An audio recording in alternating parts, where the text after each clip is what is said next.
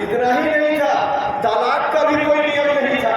पुरुष अपने घर में 4 पत्नी को ले आवे और चाहे जितना अत्याचार करना हो पत्नी पर करते रहे। महिला को यह भी अधिकार नहीं था उस वक्त कि हम तलाक ले लें, यह भी अधिकार नहीं था। यह अधिकार भी किसी ने दिया तो बाबा साहब अम्बेडकर ने दिया। चाहे जितना अपना महिला करे, कोई तलाक का प्रोविजन नहीं था।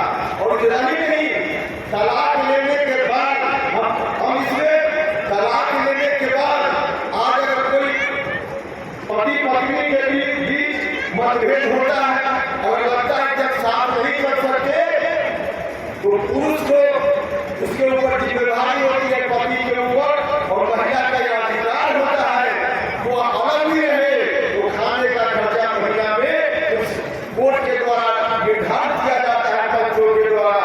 और खर्च देने का काम पति चाहे या न चाहे, लेकिन महिला को देने का काम करना पड़ता है।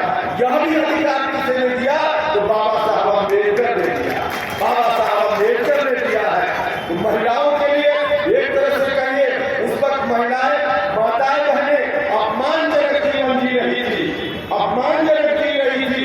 पुरुषों का वर्चस्व इस रूप में था 4-5 शादी कर लो, परेशान जितना करना हो करो, अपमानित करना हो करो, नरक का जीवन भी जीने के लिए विवश होती थी। लेकिन उस घर से कहीं बाहर झांकने नहीं सकती थी। महिलाओं को इतनी स्वतंत्रता, इतना अधिकार, पुरुष की संपत्ति में, पति की संपत्ति में महिला अगर विधवा हो जाए तो उस वक्त पति की संपत्ति में अधिकार भी नहीं था महिलाओं को। अगर विधवा हो गई तो संपत्ति है परिवार की, उस संपत्ति से 1 नया पैसा महिला को नहीं उस वक्त मिलता था, नहीं मिलता था। और बाबा साहब ने जो नियम बनाया, उसके बाद तलाक का भी नियम बनाया।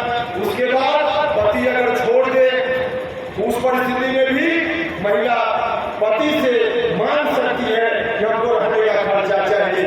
इतना सारा इंतजाम महिलाओं की बराबरी के लिए बाबा साहब ने किया था।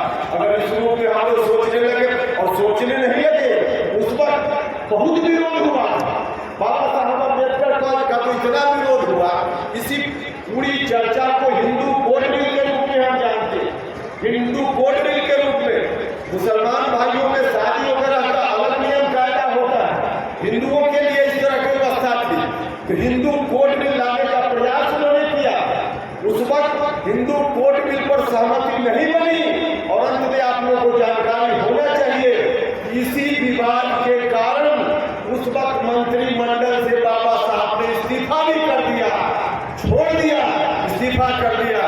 बाद में चलकर देश तो आजाद हो गया था, लेकिन आजादी के बाद प्रथम चुनाव जब हुआ और उस चुनाव के बाद फिर से जब संसद बनी, संसद के बाद चुनाव के बाद बनी, उसके पहले जो कॉन्स्टिट्यूएंट असेंबली थी, जो संविधान बनाने का काम जो सभा करती थी, वही संसद के रूप में भी काम करती थी। यही उस वक्त नियम था। बाद में जब चुनाव हुआ